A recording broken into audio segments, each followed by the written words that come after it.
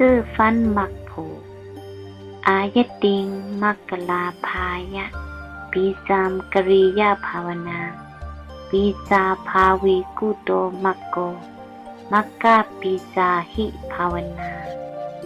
อายติงพงยามเข้านาตีมาไหนนั่นมักกลาพายะปุนตาตีไลมักสีมักนั่นเลยปีจามซื้อพันปีจาทำเจ้ามักเจ้านั่นภาวนามวิปัสสนาภาวนาทำเจ้าสั่งปีจาเปลี่ยนซื้อเป็นพันมันยาวปีจาภาวีซื้อมักอันมีไว้เลยอันนั้นวิปัสสนาภาวนาอันพิษอันมีไว้เลยปุกูใจก็นั่นยิ่งก็นั่นกูโตมักโกดีกว่าเอาไรมักดีเลยเนาะภาวนาวิปัสสนาภาวนาอันว่าในมักกะปีจาหิเอาเป็นซื้อฟันมักสีมักยาวเนยยามพองเข้านาอันดีมานั่นเลสังมือวันนาอันดีมานั่นเลสังลืนนาอันดีมานั่นเลสังปีนาอันดีมานั่นเลสัง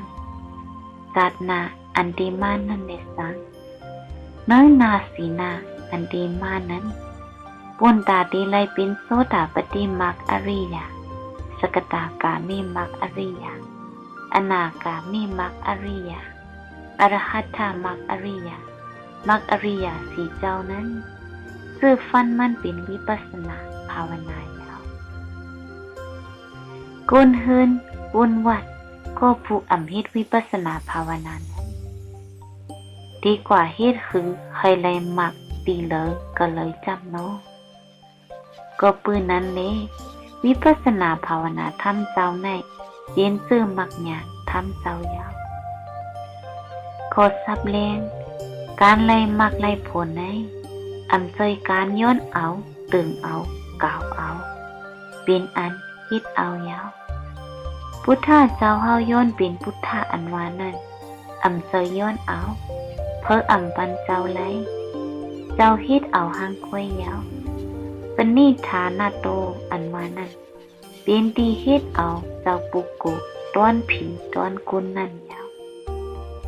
ตาเฮ็ดเอาเคยต้อนผีต้อนกุนนั่นเป็นปารมีก็โมซุ่มโมย้อนเฮาเขาถูกไล่โมเฮ็ดเอาการกูปึงมีเหตุและมีผลก้อยพอเฮ็ดมันอันมองผลก็ตื่นเป็นมาหังมันอังหาเขาเลยสังก็มีตีเหตุหาเฮอคู่เหตุเอาเฮอเป็นอันตับตื่นเก่าย้อนเอามีหนังไหน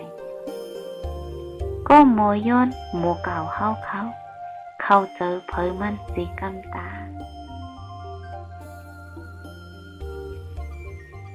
อภิสัจจตุสัมสารโรติโคเยวะอนันติโกตัสสมาหิภาวนาปิสัม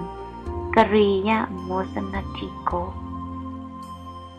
อภิสัจตุโคผูยิงซ้ายคุณขึ้นเจ้าหมุนสร้างนายขาวปู่ขาวก็อำฮิดไว้วิปัสสนาภาวนามีไว้ซื้อฟันมักซ้ำซัมจาโรเนื้อเข้าตั้งสัมสราลงสามเส้นในตีโคเยวะยืดยาวเข้าไกลนานเน็ดก็ยาวอนันติโกมีติสุติตือตัสมาหิตัสมาอีวะก็ปืนในก้วยเลยโมสนัตถิโกก็ใจก็ยิงเขาเจ้ามนเจ้าสร้างเจ้าสางนายขาวปู่ขาวเขาอันเคยออกพ้นสัมสราวัตถุขานั้นปีซามอันเป็นชื่อมักสีมักดังวิปัสสนาภาวนาทำเจ้าในกริยะลีหิตขันเพ้ออยู่ยาวก็ผู้ยิงใจกุนขึ้นเจ้ามุนเจ้าสร้างเจ้าสั่งนายขาวปู่ขาวกุนวัดขาว อันเฮ็ดไว้มีไว้ซื้อฟันมักสิมักไหนเนื้อข้าวตั้งสำสราลง3 เส้นอันดีกว่าตั้งนานนั้นดีกว่าสุดกว่าตึกกะเลยพันดีสุดดีตึกมันไหลสำสระอันว่านั้นเป็นอัตตะเก่าเตเป็นหูนามันยาวเก่าในมันเหตุการณ์สังเหตุปันการตายเกิดตายเกิดในตีเย้าตีสุดที่เลยพันก็ปืนไหนก็ผู้ยิงใจกุนขึ้นเจ้ามนเจ้าจ้างเจ้าสางนายเขาปู่เขากุนวัดเขาป้อกูเกิดเท่าเสียตายลงก็อันเป็นเสื้อฟันหมักกูโสเหตุไรเกิดเท่าเสียตายนั้นตาเปิ้งมือผูกมือคือเลือนนาปีนาจัดนาสังในวันไหนเลือนไหนปีไหนจัดไหนตักไรฮิตเพ้ออยู่ยาวมักอันว่าในซ้ำกิเลสมาเรนติติมักโกอันวิเกี่ยวว่าไว้นั่นยาวกิเลสอัตตาทิฏฐิเอาเสียมกิเลสสิปึงนั้นมาเรนติเทียบขาดปัดพุทธกิเลสอัตตาเสียมซื่อไหนมักโกซื่อมันว่ามักยาวมักอันว่าไหนสั่งเทียบขาดปัดพุทธเป็ดกิเลสเลยซื่อมันว่ามักกิเลสจำสิกุสติติกิเลสสิกุสติจังเอาเก่าเศร้าว่าวมองอิติย้อนมันจังเอาเก่าเศร้าว่าวมองหนังในเล็กกิเลสซื่อมันว่ากิเลสยาวกิเลสอันว่าในมีสิเปิงจังเอาเจอกามาวสระรูปาวสระอรูปาวสระเขาเก่าเศร้าว่าวมองในแล้วกิเลสสิเปิงในอัตตาอันว่าทิฏฐินั้นเป็นผู้อ่อนโอเขาแกมันเป็นวิจิกิจฉาอัตตาเก่าทิฏฐิหันพิษรูปนามขันธานั่นหันว่าเป็นเก่าในเป็นนิสะมันอยู่นุยาวสุขากัดเย็นผีกัดเย็นสางกัดเย็นกุนยาวเพราะเป็นโสดาปฏิมักตัดไหลอัตตาทิฏฐิวิสิกิสาเกิดเป็ดตัวเหมือนปุถุชาสกตากามีมากเหมือนกันตัดอัตตาทิฏฐิวิสิกิสา2 ตัวนังกันกิเลสอันเกิดเป็ดตัวข้อกว่ายอมกว่าอยู่เยี่ยงกว่าเหมือนปุถุชาอนากามีมากนั้นตัดเป็ดกิเลสเป็ดตัวไว้2 กึ่งมาหน้ากึ่งหนึ่งที่หน้ากึ่งหนึ่งค่อยยาวอรหัตมรรคนั้นไว้ตัดเป็ดกิเลส2 กึ่งในเป็นโคสับแรงลาดเนลงมากยาวผู้จำพระสัมมาปัฏฐิติพระโหในสัมมาติกิเลสนิพพานกัดยินนั้นอาปติควดถึงขับวิอยู่ยาวอิติย้อนมันหับไว้เอากิเลสนิโรธานิพพานกัดเย็นเนพระซึ่งมันสั่งข้องว่าผลยาว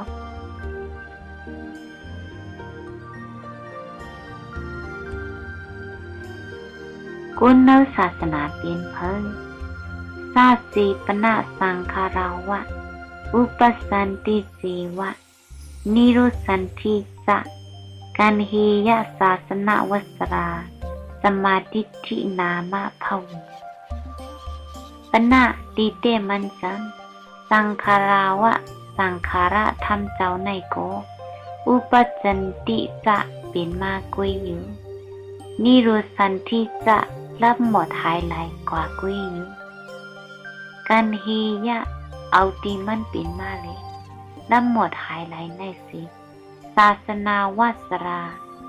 เป็นกุนเจ้าพุทธะมูลส้มศาสนายาวสมาธิที่นามะอันมีชื่อสมาธิที่อันมีชื่อว่าเจ้าพุทธะนั้นอันมีชื่อว่าวิปัสสนาภาวนานั้นภาเวเป็นอยู่ยาว ดีเตมันเจ้าพุทธาเสดสั่งอันว่านั้นเป็นสมาธิที่สมาสังกัปปายะสมาธิที่สมาสังกัปปะในเป็นปัญญาศาสนาศาสนาและพุทธะเป็นอันเดียวกันยาวพุทธะเจ้าซ้ำพุทธติติพุทโธพุทธติหูหมออิติย้อนเจ้าหูหมอเลยพุทโธจึกเจ้าวะพุทธายาวพุทธะภาษาซ้ำพาภูตติติพาภูตติพาภูตติแจงแรงอิติย้อนมันแจงแรงหรือเปิ้นนางไหนพาคือว่าพาสาซ้ำสันตติติสาสันตติกัดเย็นอยู่อำนั้นอำตายอำเกิดอยู่นางไหนสาคือว่าสายาวคมลาดพุทธภาษาอันหูหมอเสียงเลี้ยงติกัดเย็นในยาวผู้จักขันธาจิกหูต่อไปดินในเป็นลงทุกข้าหลงเป็นของตายเกิดทุกข้ายาวอันไรมาทุกข้าอัตตาเป็นเหตุมันนั่นป้อหมอวางเป็นเหตุทุกข้าหันเสียงเลี้ยงเป็นสัจจะติกัดเย็นซะกิเลสานิโรกิเลสะอัตตาสิมซื้อในรับหมดยินหายขันธานิโรธะขันธาตายเกิดก็รับหมดยินหายกุณก็มูลจอมการวิปัสสนาศาสนาในเป็นก็มูลจอมน้อยศาสนาเป็นพุทธภาษายาวพุทธภาษาในเป็นของปรมัตถ์อันใจปัญญาอำห้องจ้องโมขึ้นวัดจ้องโมอยู่วัดห้องจ้องโมวางเป็นอัตตาโมหับเอาอนัตตาไหนกำหนึ่งก็หันอนัตตานั่นเป็นพุทธภาษาลองอริยโสตาปันก็หนึ่งเป็นปริยัติลองพุทธภาษาก็สองเป็นพุทธภาษาปฏิบัติก็สามเป็นอริยห้องปฏิวิทายาวพุทธภาษาในมีสามข้อที่หนึ่งไปลดอเปกอัตตามีข้อสองตึกเตียบอัตตาข้อสามเตียบขาดเย้าตูสองสามในลดอเปกกุนอันมุนจ้อมศาสนาพุทธาในเป็นพุทธภาษาอันว่านั่นยาว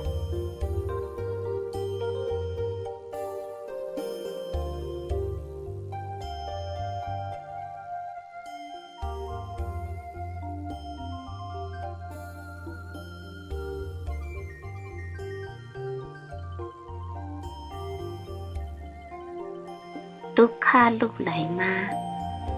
ธรรมาธัมเมสันสนันติเหตุสัมภาระปัสสยาเหตุนินสะนิโรธายะธัมโมพุทธีนาติสิโตธรรมาอวิชชาอันห้องว่าโมหะโลภะอันห้องว่าตัณหาสมุทัยสัจจะเหตุทุกขาไหนธรรมีติขันธาสัตวาเขาหับเอาเป็นเกิดเท่าเจ็บตายเป็นเกิดรู้อยู่นั่นเป็นกองทุกขาเหตุปัสสยา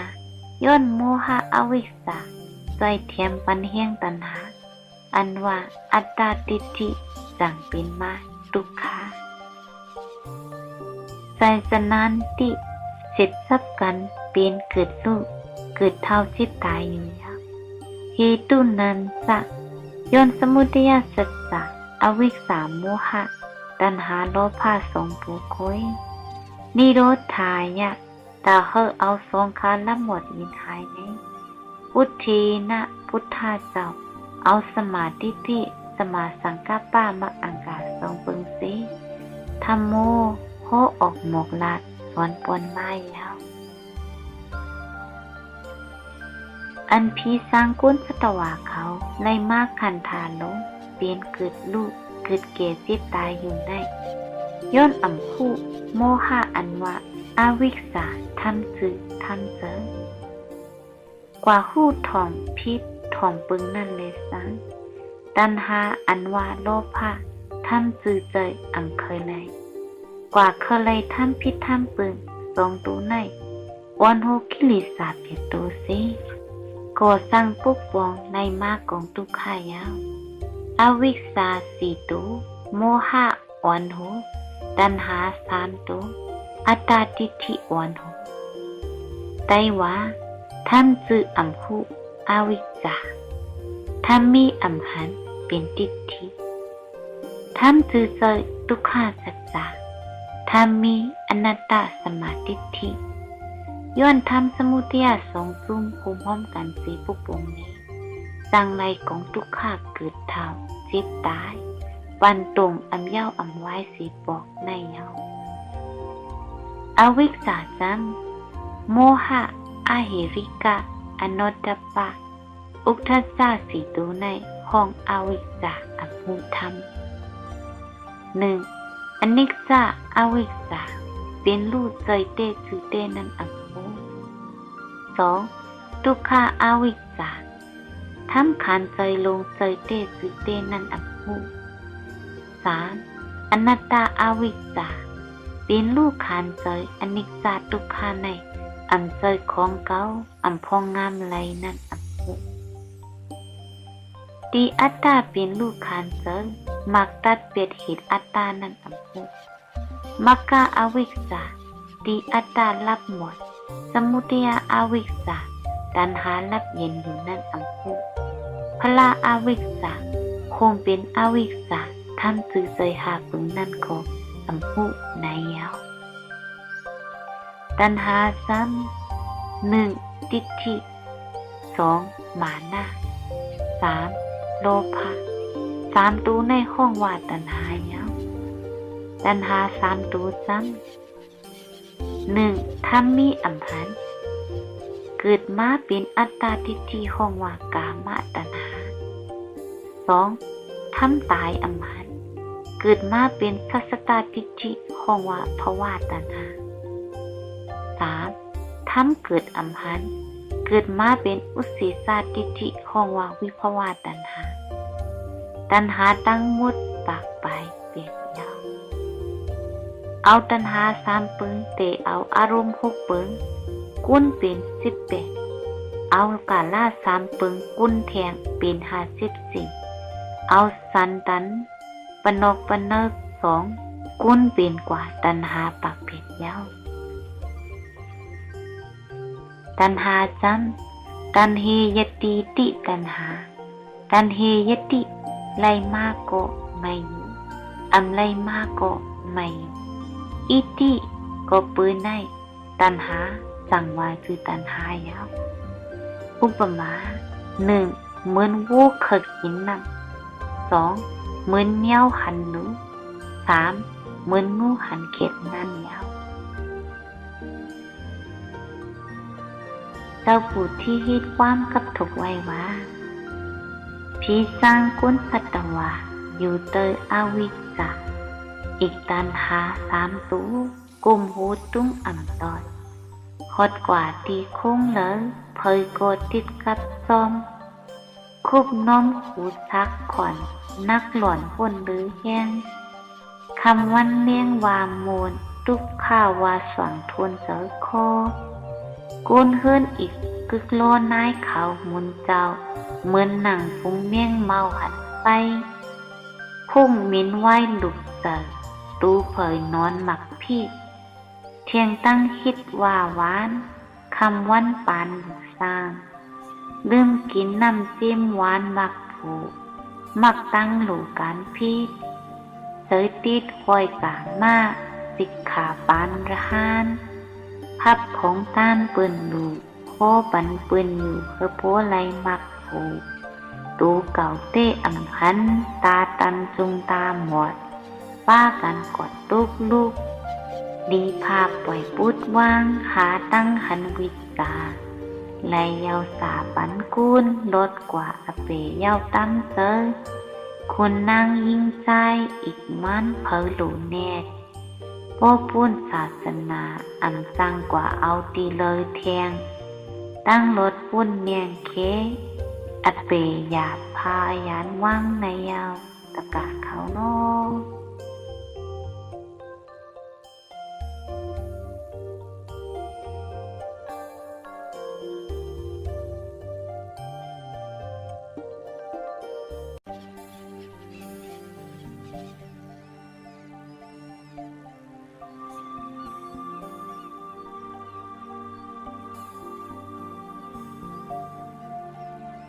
นิพพานกว่าตั้งเลยนิพพานาธิกมายะปฏิปันนัสสะโยกิโนปหุปการัตโตปัฏฐมามสมาธิทินิพพานาธิกมายะปนตาไลคนนิพพานกัดยินไนปฏิปันนัสสะตั้งตื้อกรรมเธอปอหวัดนั้นโยกิโนก็ผู้พึกเป็นอริยะเพียรเจ้าเขาในปหุปการัตโตตั้งตื้อกรรมตาเป็นอริยะเจ้าเขามีเกสุอุปการะเยอะนังนาปัฏฐมามวันตั้งสุดสมาธิที่ตั้งหันจือเจออันมีชื่อว่าสมาธิที่วิปัสสนาภาวนาเจ้าในเตสิตาเจ้าโคออกหมกนัดสิตั้งตื้อกรรมตาหอนนิพพานกัดยินไนเจ้าพุทธาเฮาโคออกหมกลาดไว้เสียงยาวสมาธิที่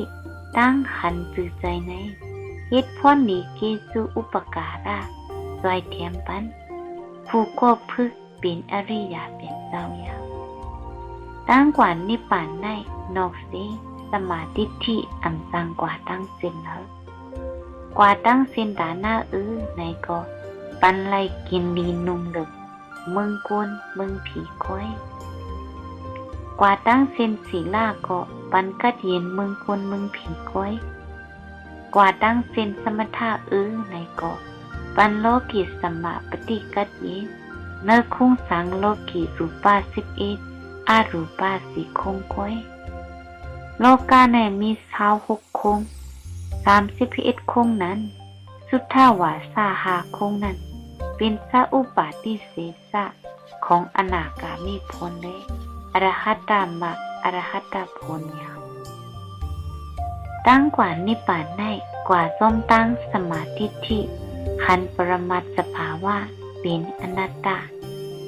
ธรรมาสังกัปปะวนปรมัตถ์เป็นอนัตตาความไตวะขันเจอวนเจอในยาว1ขันเจอ2วนเจอ3คิดเจอ4ไลมาอันเจอ5เป็นอันเจอคุกอันลาดอันโหนั่นสั่งดีเป็นความลาดความโหจืดใจไลมักกลางเปียกปืนยาว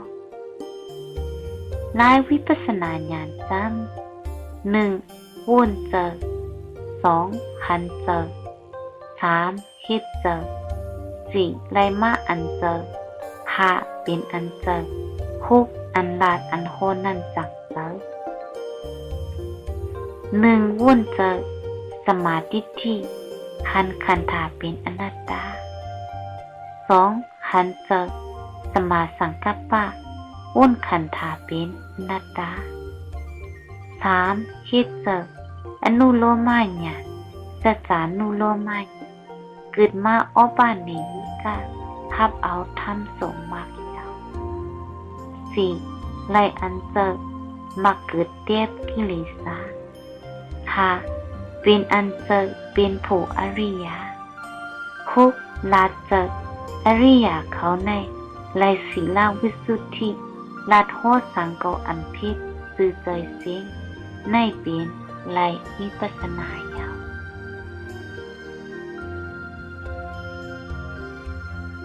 ไลวิปัสสนาวุ่นเจอสัมมาสนาญาณขันเจออุทยปยญาณรูปนามขันเป็นรูปพังก้าญาณขันรูปนามรูปอเนกสานุปัสสนาขันอันเป็นรูปนั้นเป็นไฟพิพยญาณขันเป็นตั้งพิษอาตินวาญาณขันอันลิมือจานนี่เป็นต้าญาณค มสามปึงในเป็นอัปปนิหิตานุปัสสนาญาณหันอนิจจทุกขาสองตูในยาวเคยป่นมุสีตุกามตาญาณเคยป่นคัดใจในเป็นปฏิสังขารญาณปฏิสังขารญาณโอสมาสนาญาณอันเฮ็ดยาวโอนตั้งมันเหตุการณ์พูดในสมาสนาญาณเหตุการณ์ยาวเลยผลจางและเหตุการณ์วิทยาคัดใจยาวเพราะคัดใจสิหันถึงรูปนามเป็นอนัตตาอยู่นั่นห้องว่าสังขาอุเบกขาญาณอนัตตานุปัสสนายาวอันหันสามปึงในห้องว่าหันจืดใจเพราะหันใจสิเหตุใจซ้ำเหตุใจในอนุโลมาญาณอนุโลมาญาณอันว่าในโพธิปักขิยะ37นั้นเอาออกไว้ปีติปัสสติมี35โพธิปักขิยะญาณขาดตุคุบเฮ็ดปุกเหลียวช่วยเหลียวเสทับเอาทำรูปนามสงมากนั่นห้องอนุโลมาญาณอันในว่าเฮ็ดเจอปีตินั่นโอ้มักไปเกิดแลมันเกิดไหนเป็นอันตรายมากมันเกิดกึกผลยาวลายเจอมันจำมักหยานสีมักหยานเกิดขึ้นมาเทียบกิเลสานลายอันเจอเป็นอันเจอจำผู้สีผู้เกิดขึ้นมาหับเว้นนิพพานกัดเย็นอยู่จึงเป็นอันเจอยาวโปเฮาเป็นโกใจเจ้าผู้สิเจ้าในยาวเขาเคยเลยสังโคสังโกอันพิษเจอจือเสียงยาวพุทธาเจ้าในอันตึกผลภควาทุกขานิโรธรรมนาตัสสันโตสมุทัยนิโรธีนะติสีสิสีหาสัมมาวุฒิโนหิตถากตาภควาเจ้าผู้อุมูล6ป้ามีมาตินภควาเจ้าเฮาไหนทุกขานิโรธธรรมตาเฮ็ดเฮยทุกขาลำหมดหายหลายนั้นนาตัสสินโตเจ้าอำโคอำนาจอันนั้นกรรมโกเจ้าอำซ้ำสมุทัยอันเป็นตัณหา3ตัวอวิชชา4ตัวสมุทัยสัจจะเหตุทุกขะ7ตัวไหนนิโรธีนะตาเอาเคยรับหมดยินหายนั้นตีสีสิเจ้าโคตรเจ้าลัดอยู่กรรมโกเจ้ากรรมสีหาสมาวุติโนหิเจ้าเฮ็ดหนังคนสั่งสิลัมติปูจังกลางนั่นเองตถากตาเจ้าโคออกหมอกลาดมาหนังไหนภควาพุทธาเจ้าเฮาในว่าพุทธาเจ้าเขาเจ้ากูตวนปืดกีมาเนิงโลกาไหนตาเฮ็ดเฮาพ้นทุกข้าลงเกิดเก่จิบตายลำหมดยินหายนั่นเขาเจ้าอำนาจอำโคกรรมโกอำกรรมตาเฮ็ดเฮาติดทุกข้าสมุทัยสัจจะอันอัตตานำนานั่นเคยลำหมดเด็ดในเขาเจ้าโคอยู่กรรมอยู่ตั้งตื้อกรรมลายเฮ็ดลายสั่งเขาเจ้านั่นเฮ็ดเหมือนคนสั่งสิ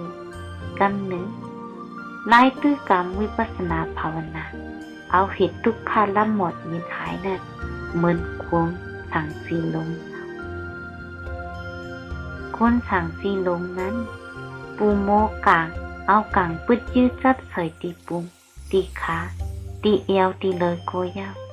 ตีปืนกางตื้อถูกนั่นอำต้วยอำถอนเว้ยคู่ว่าปืนในลูกตีเลยมาหาตีปืนกางมาหาหันเย้าโอ้ลูกเนอมือหมอกางมาผู้หันหนักจังลึบตั้มหมอกางเขาพวกคืดหมอกางเย้าข้าเหียมตายหมอกางปืนโกมาแทงเย้าหมอกางนั่นเป็นอัตตาเป็นมานะเป็นโลภะตัณหาสมุทัยสัจจะ3ตัวอันหันผู้หมอปึดยื้อกางอัตตาอันวานั่นเป็นปูจางกาง อันหาผู้จ้างกลางในเป็นสมาสังกัปปะอันหันนั่นเป็นสมาธิฏฐิอันล้ำซ้อมอ่ำคืดอ่ำย้อมนั้นเป็นวิริยะอันยบไหลโมกลางนั้นเป็นอนุโลมายะอันฆ่าโมกลางตายนั้นเป็นมรรคเนี่ยโมกลางตายยาวปืนอ่ำมาตื้อถูกแทงนั้นเป็นโพญญาไล่ตื้อกรรมพุทธาเจ้าเขากรรมหนึ่งไล่ตื้อกรรมวิปัสสนาภาวนาตีเตียกมาหนังให้ยาว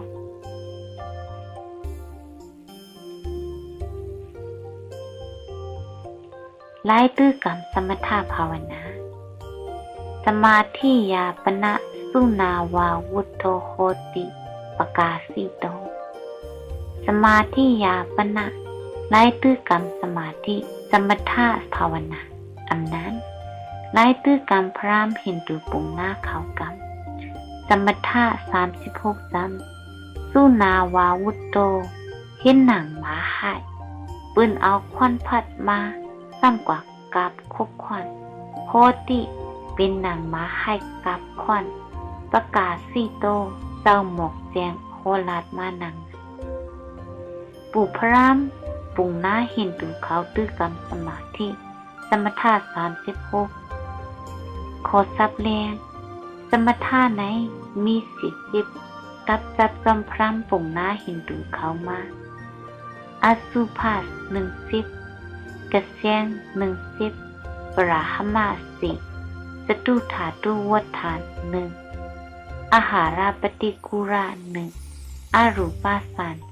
4เอาออกพุทธานุสติธรรมานุสติสังขานุสติอุปัสสมานุสติ4คืออนุสติ36นอก36ในเป็นของมีกับโลกะ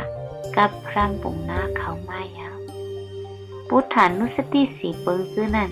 เป็นของคือกับพุทธาเจ้าเขากุเจ้าทำ40ในของสมถะสมาธิยาวตึกตีโพนอ่ำตึกตีหิตซึ่งหนังคนสั่งสิโปจิบกดจิบยาวกัดยาวไม่ยาวกินยาวซื้อในเสตึกตีโพนเหมือนหมาให้เปิ้นเอาควันพัดมากว่ากาบควันคบควันกุยอยู่แล้วคนสั่งซีซ้ำเอาตีปืนกลางมาพอเจ็บก็วนว่าอันเจ็บอยู่ตีเจอตีเวทนาเป็นอนัตตาอันเซยเอาตีเหตุสมุทัยสมถะซ้ำเอาตีผลทุกขาจักษาไล่สมถะภาวนาสติสมาธิมีมานัง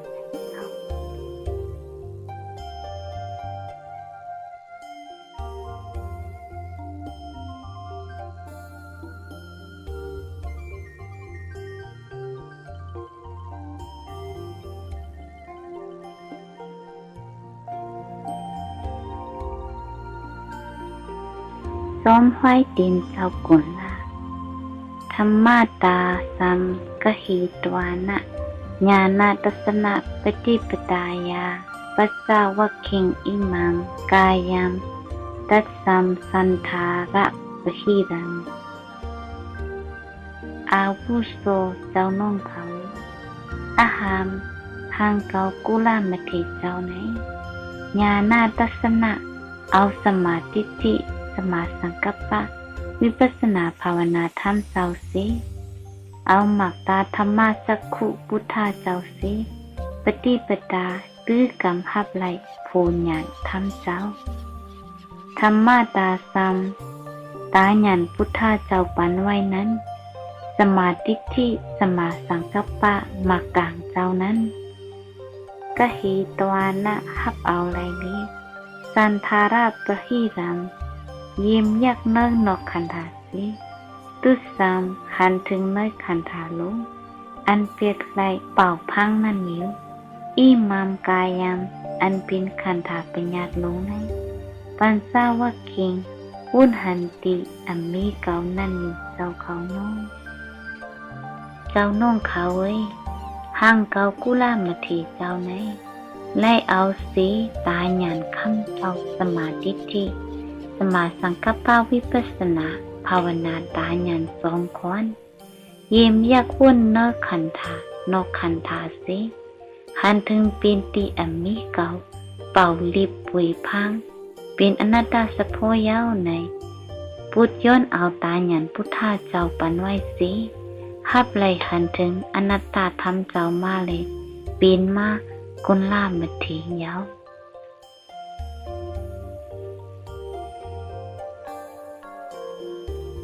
พุทธาเจ้าเขาเอาปัญญาน้ำนาตุกรรม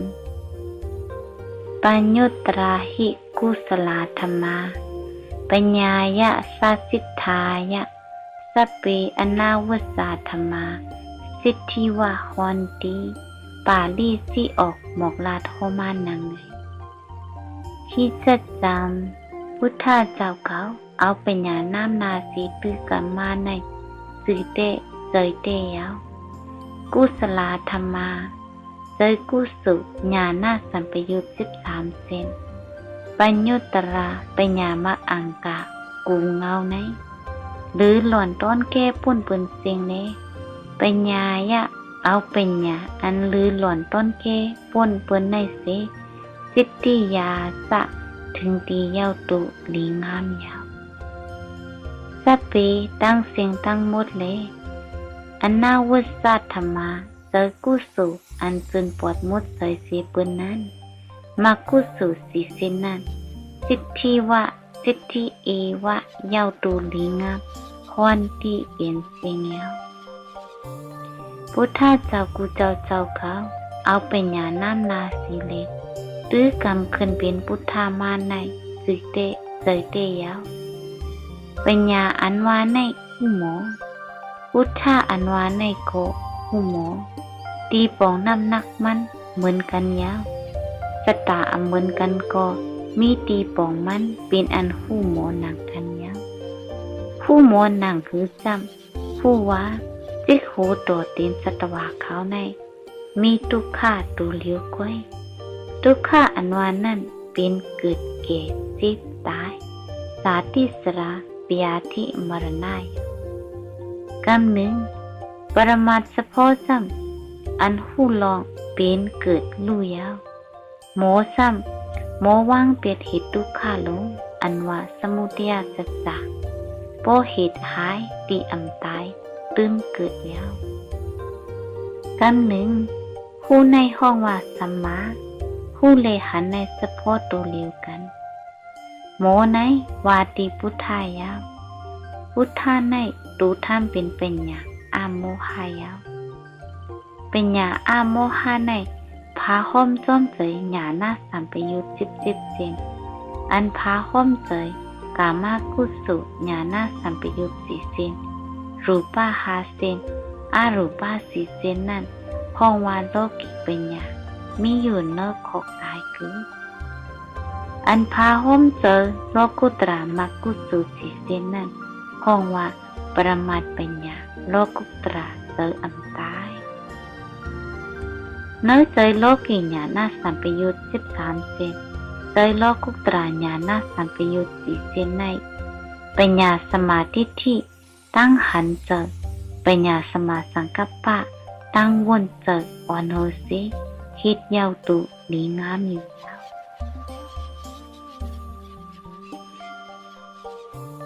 น้ำกัดตั้งหันสมาธิที่สัพพะกุศลธรรมาสมาธิทีติสิทโธกุศลาริวสะอุปังกมาตัปปะภวาพินิปตานิสีนังกานิสัพพะกุศลธรรมาเจยโลกิญาณสัมปยุตธรรมเจ้า13 เซนเจยโลกุตระญาณสัมปยุตธรรมเจ้า4 เซนคุมเจอ17 เซนเจอไหนสมาธิทิสิทโธป้ายหันจืดใจสมาธิท่าฮิตเฮยเย้าตูอยู่กุศลาริวสะกุสุโลกุตระมัก4 เซนนั่นก็ปุปปังกมาปัญญาสมาธิที่ตั้งหันเจอสมาสังกัปปะตั้งวนเจอกูไหนกว่าอ้อนตั้งสีนางกานิ ศีลสมาธิมักอังกานั่นเป็นมาเย้าตูส้มมังหญิงแล้วตัปปะภวาพินิปตานิเป็นปัญญาคึกต้นปนปืนเย้าโคเจอโลกีญาณสัมปยุตอันพาห้อมส้มญาณนั้น 1. มหากุศลญาณสัมปยุต4 เซน 2. รูปากุศล5 เซน 3. อรูปากุศล4 เซนคมเจอ13 เซนห้องว่าเจอโลกีมีญาณอ่ำพ้นเกิดเกศเสตายเนื้อเจอเจอในก็สมาธิที่ป้ายหันจือใจอ่อนโหสิเหตุการณ์เย้าโตที่กุศลอันนี้ตั้งพิษมักเส้นนั่นก็สมาธิที่อ่อนโหสิเหตุการณ์เย้าโตนางเก่าเย้ากุศลมีตั้งพิษซ้ำกุศลโลกีนั่นมีอัตตาแลเป็นกุศลมีตั้งพิษกุศลอันมีตั้งพิษซ้ำเจอโลกุตระมักสีนั่นเป็นเจออันมีอัตตาแลเป็นเจอกุศลอันมีพิษตั้งสองปึงในปึงสมาธิที่มักอังกาสีเหตุการณ์เย้าตูปัญญาตูในกว่าตั้งนาที่มักกลางเป็ดปึงนั่นศีลา3 ปึงสมาธิ3 ปึงก็ส้มตั้งหลังสีเย้าตูเย้าปัญญากูใน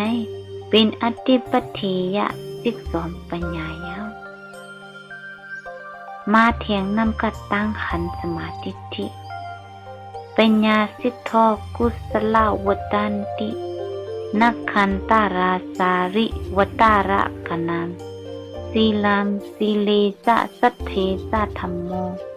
อนวายิกาปัญญาวาโตภวันตินักขันตาราจาเนยกาคนลงหรือเรานักขัดเศร้าเจ็ดตั้งเสียงไหนตื่นค่ำเจ้าเฮาแต่รากการนำเลี้ยงพุ่นต้นเหลาตั้งเสียงสิทโทวะสิทโทรีวะเลี้ยงพุ่นต้นเหลาอันล้อมหอบไว้นั่นก้อยปัญญาอีวะเอาปัญญาสมาธิที่ตั้งหันเฉยในก้อยผู้หันอ่อนตั้งน้ำหนากว่าสิสิทโทมักญาณสีผู้ญาณสีนั่นเย้าตูลีงากุศลาโกนผีสางโกนลักเหลี่ยมเกิดมาญาศาสนากุศลส่งบันมาในศีลานั่นเลยสังสัทธานสะธรรมโมสมาธินั่นเลยสังปัญญาวัตโตเย้าตูโจมตั้งหลังปัญญาสมาธิที่ก้อยอันวาไหนวัตตันติเจ้าโคออกหมอกลาดมาหนังไหนอันนวากายิเดินเล้าล้อมส้มเลี้ยงส้มตั้งหลังเดินนั่นที่หู้ป่องเจอความหมายมันซ้ำตั้งคู่ขันสื่อใจปัญญาสมาธิที่ไหนเหมือนเลื่อนค่ำเจ้าอันเฮอเลี้ยงทองกลางขาวฟุ้งเล้านักคัดล่มหอบอยู่นั่นยาวเนื้อมักอังกาเปียตัวในสมาธิที่เหมือนเลื่อนยาวกำหนึ่งปัญญาสิกขาก็เหมือนนางหรือศีลสมาธินั่นเหมือนเล้าเลี้ยงส้มตั้งหลังเลื่อนก้นผีผู้ก็กุศลส่งมาเกิดญาศาสนาเจ้าไหนเฮอโมฮับเอาปัญญาศาสนาเจ้าอันเหมือนเลี้ยงหลืนเลี้ยงกว่าอ่อนตั้งเล้าศีลสมาธินั่นตาเจ้าโคม่านหนังหนึ่ง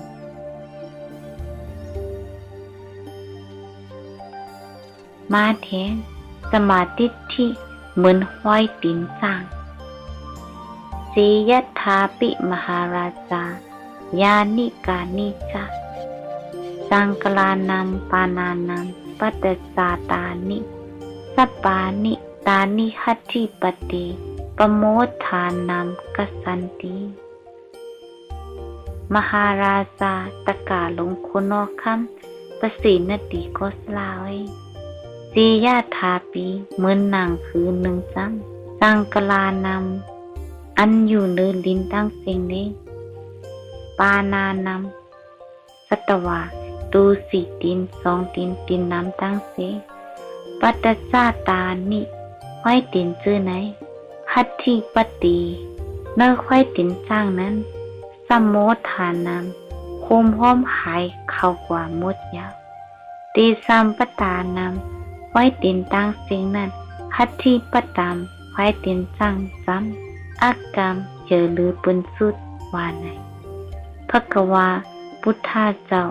อักขายติโคไว้นำไหนตะกะคนลงโหข้ามประสีนติโกสลา